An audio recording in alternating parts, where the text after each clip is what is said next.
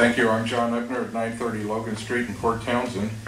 Occasionally, a knowledgeable person needs to speak to you to set the record straight and to rebut the misinformation being promoted by some who seek to intrude and control the interests of others for their own selfish agenda.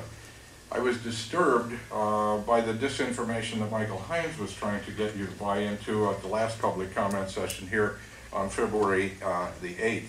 He complained about sounds emanating from the shooting range at Gun Club Road, that it was a public health hazard because he was so disturbed by the sound of gunfire that he could hardly carry on a conversation in his own yard because of it.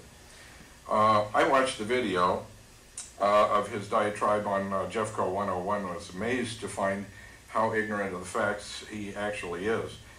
He obviously is shaken by fear, which prompts him to conjure up any excuse that he can to interfere or banish the essential public service, popular recreational activity, and educational opportunity from the location it has been in for the last nearly 50 years. He also suggested that there was military and paramilitary activity going on over at the range, and that's simply not true. There are no military or paramilitary organizations training at the range. Besides the club members and guests, only local and area law enforcement agencies use the facility by appointment with reservations placed at least 30 days in advance. Those agencies only use the facility for marksmanship training and practice and to meet their agency's requirements for qualifications to carry and use firearms in the course of their duties.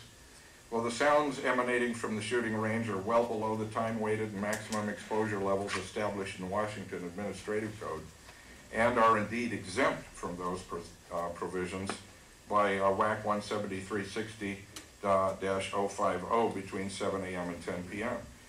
There's no hazard based on sound levels from the range. I live within a mile of the range myself, and I hear the same sounds that Mr. Hines does. I also participate in most of the shooting activities at the range. I'm not disturbed by the sounds coming from the range, assuming that they are coming from the range, because there's a gravel pit that some miscreants use out there that may be mistaken for the range. I can carry on a normal conversation right in the midst of all the shooting with no difficulty. I've not suffered any ill effects as a result of my exposure to the shooting sports or educational or recreational activities there. The disturbance that Mr. Hines spoke of is a matter of perspective. And it's my hope that the commissioners are not swayed by the emotional appeals based on fear and misinformation, and will do all that you can to preserve and support the shooting range in its present location and the Jefferson County Sportsmen's Association in its efforts to improve the facility. Thank you.